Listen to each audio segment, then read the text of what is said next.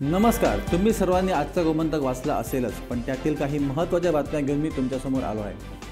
पर्यटकांसाठी खुली झालेली दोनापावला येथील प्रसिद्ध जेटी आता पार्टी डेस्टिनेशन म्हणून ओळखली जात आहे. या ठिकाणी सायंकाळनंतर पार्ट्यांचे आयोजन करण्यात येते. जेटीवर जाण्यासाठी तिकीट आकारणाऱ्या कंपनीमार्फतच यांना परवानगी दिली जाते. त्यातून पर्यटन खात्याला चांगली महसूल प्राप्ती होऊ लागली आहे. दोनापावला जेटीवर सायंकाळपर्यंत म्हणजेच सूर्यास्तापर्यंत गर्दी असते. त्यानंतर जेटी मोकळी असल्याने साहजिकच तिथे पार्ट्यांचे आयोजन करण्यास हरकत नाही, कारण त्यासाठी नियुक्त करण्यात आलेल्या कंपनीकडून वर्षाकाठी सरकारला महसूल मिळणार आहे, अशी माहिती पर्यटन मंत्री रोहन खवटे यांनी दिली.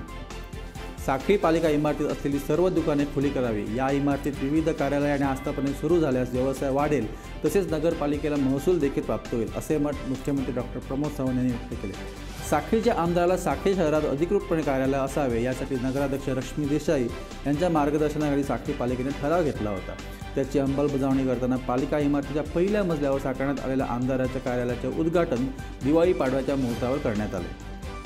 काळ बदलत चालला, तसेच काळाच्या ओघात काही पारंपरिक रीतिरिवाज काळाच्या पडद्याआड होत आहेत. दिवाळी काळात बलिप्रतिपदा अर्थातच गोधन गुरांचा पाडवा साजरा करण्यात येत असला तरी काही भागात या सणातील काही परंपरागत चालत आलेल्या प्रथा बंद पडल्या आहेत, किंबहुना त्याचा विसर पडला आहे. ही वस्तुस्थिती असताना दिवचळीतील मये गावातल्या शेतकऱ्यांनी आजही पाडव्यातील परंपरा जोपासून ठेवली आहे. वर्षपद्धतीप्रमाणे यंदाही गुरांच्या पाडव्याची ही परंपरा जोपासताना मये भागातील शेतकरी सकाळी पोळी आणि चिकन आदी खाद्यपदार्थ घेऊन वण्यार येथील माळरानावर गेले.